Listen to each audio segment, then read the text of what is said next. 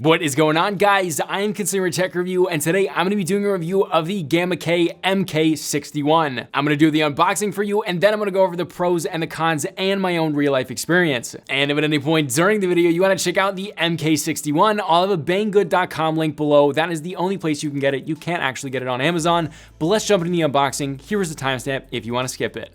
All right, guys, unboxing the GamaKay. I have no idea what this keyboard is. They just sent it over. So at this point, I have no idea what it is. I'll probably find out now on video. Let's get this thing unboxed. Pretty basic packaging. Did get a little bit smashed up in shipping, so hopefully it's okay. It looks like it, and those are pudding keycaps. Okay, it's in some plastic right now. 60% keyboard. I like that. Let's get this out of this plastic.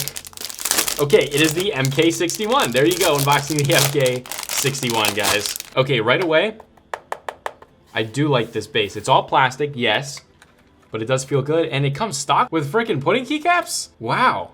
And another thing, and this is actually on the Royal Clutch 61, the RK61, they had these keycaps that didn't have that white printing on them. All of the functions are in the keycaps themselves, which I do like, and I do appreciate that. So this is the GamaKay MK61. You got all the functions inside, which is a really good thing. I love it when companies do that. Let's open up the box, see if there's anything else. There is USB-C cable with that 90 degrees. What an interesting looking cable. You guys see that? It's kind of like, oh, it's nice. It's a nice little braided cable. I typically don't like these. I think they look cheap, but a lot of you guys do like braided cables. So if you do want a braided cable, it comes with it. Now you got a keycap puller and you got a switch puller, which means it's probably hot swappable. Please tell me that they're Gaterons, because that would be epic. And the switches that they give you are Gaterons, which means we got Gaterons in this thing, which is pretty epic. Now, these feel like a linear switch. Are these red switches? These are yellow switches. Wow. Okay, I've been wanting a yellow switch keyboard. In a 60% form factor, we got the pudding keycaps stock. We got the yellow switches, which are supposed to be like super sweet switches, if I'm right. They are really light, and gosh dang, they are light. This keyboard feels really good. Now,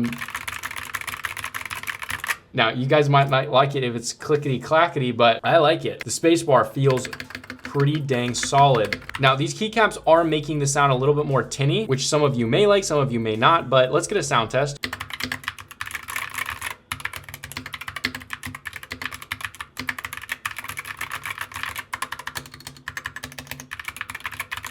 I think it sounds pretty dang good, and I love that it has some yellow switches on it. No flip-up risers on the back, but again, guys, you got that really cool design. I do like that. It's at a nice angle. I'm interested to see how bright this thing is because it comes stock with these pudding keycaps. So that is my review of the MK61. I think that's the name of it. Here's my full review after I've been using it for a while. Take it away, Future Consumer Tech Review. And we are back. Let's jump right into the first pro, which is when you buy this thing, it comes absolutely stock, fully installed with Doubleshot PBT pudding keycaps. That's so cool. Obviously, if you're buying this keyboard, you obviously want that RGB and you want the pudding keycaps. You don't even have to buy them for yourselves. You can just get this one stock with them on it, which I think is great. Moving to the next pro, the build quality is really good. Plastic construction, but it does feel solid and it does feel pretty good. Although there are no flip-up risers on the backside, which is a little bit of a bummer, but not a big deal. The keyboard is already slightly angled, so you'll probably like it. All right, now let's jump into the RGB. This is a massive pro. Now, the colors on this are different.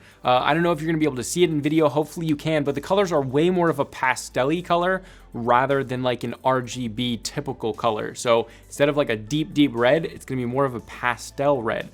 This is not a bad thing. This is so different. It's so cool. And to me, it's cleaner. It's less in your face, but at the same time it is in your face because it's pudding keycaps. They do a good job. The colors are clean and it's super different. I've never seen a keyboard with this kind of color of RGB and I like it. As well as that, it uses a white plate on the bottom to bounce the light back up to accentuate the light. But regardless of that, the RGB is brighter on this keyboard than most other keyboards that you're gonna get, especially at this price point. This might be one of the brightest keyboards at this price point that I've used, from 53 to 58 bucks. Which is crazy. But again, it's a little bit cheaper because you're getting it on banggood.com instead of on Amazon, which you actually can't get it on Amazon. Now let's talk about those switches. This thing is using Gateron optical switches. You can either choose from blues, browns, reds, greens, or my personal favorite, the yellows V2s.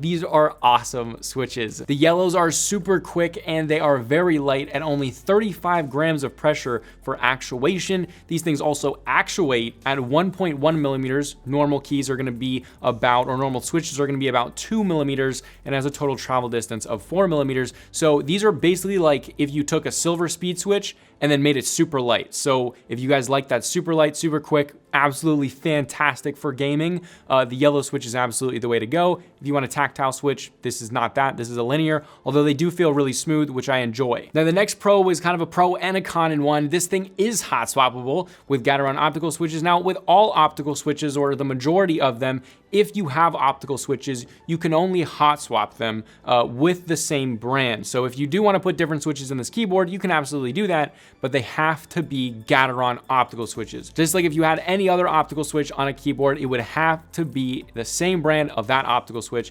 You can't put like an Altemu optical in a Gateron optical slot. Doesn't work like that. So that's kind of a con, but at the same time, you do have the hot swap capabilities, and you can also like turn the switch.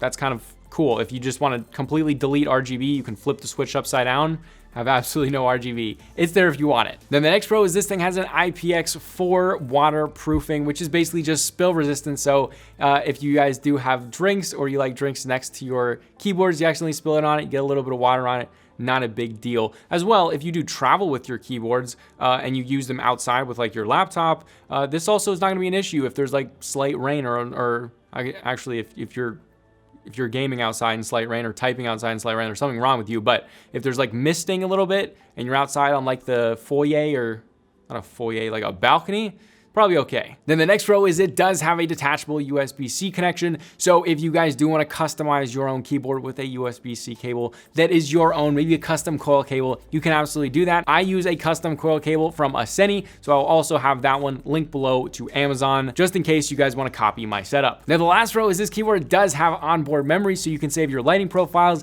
and any keys that you programmed, and every single key on this keyboard can be programmed to whatever you want. That's super, super cool, especially for gaming. All right, now there's two cons. The first one is it's hot swappable, but only with the optical switches. I wish that they just wouldn't have used optical switches, even though I do enjoy them. I wish they just would have used normal Gaterons so that you could switch it out for 3 or 5 pin switches. That way in the future, you could upgrade this thing to whatever switch you want, maybe some Kale box series switches or Cherry MXs if that's what you guys like. I wish that they did that, and it would be crazy at this price point, but I'm not knocking it too many points because it is fairly inexpensive. And the other con is it just doesn't have flip up risers. And those are the only two cons, because guys, remember, this is 53 bucks and 58 bucks for the yellow switches if you want those, which is absolutely ridiculous to get Gateron's a 60% keyboard. I mean, you're getting pudding keycaps with this keyboard stock. That usually would cost you between 20 and 25 bucks. You do that, now you're paying $25 or $27 for the keyboard, and the rest is just the PBT pudding keycaps. This keyboard is such a great deal. It's probably one of my favorite 60% keyboards in this price range, which is like so cheap, 50 bucks,